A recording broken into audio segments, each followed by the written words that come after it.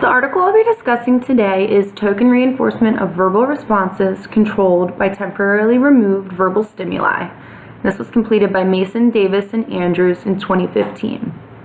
The purpose of this study was to establish control by temporarily removed verbal stimuli over the intraverbal responding of children with ASD through the use of token reinforcement.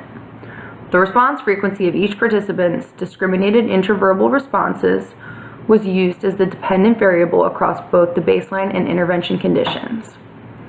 The study employed 3 participants with an autism diagnosis. All sessions were conducted at the Autism Center.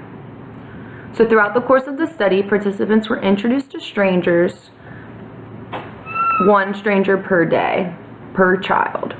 The stranger was given a laminated script card with personal information to present to the participant to help facilitate conversation. A total of 10 cards were used.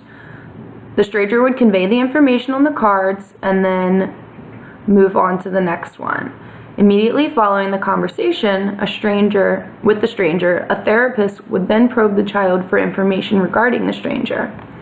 After stable responding had occurred, the participants were given tokens on a continuous schedule for each attribute they correctly identified about the stranger. The independent variable here would be the token economy.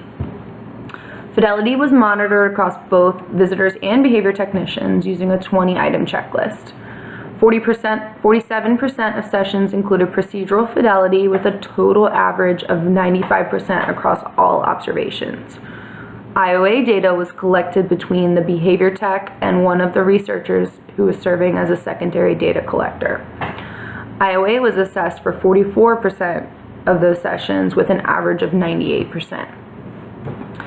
All 3 participants showed an increase in level and trend only after tokens were applied. 2 participants showed that they maintained levels of discriminated intraverbal responses. So a functional relationship was demonstrated between the token reinforcement and the frequency of discriminated responses.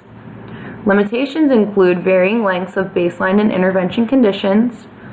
2 participants recorded less than 5 data points for the intervention condition. In addition, time to acquire steady responding had an effect on data as well.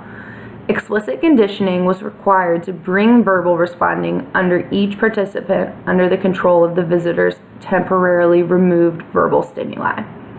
A social comparison would have been informative to the social validity of this investigation.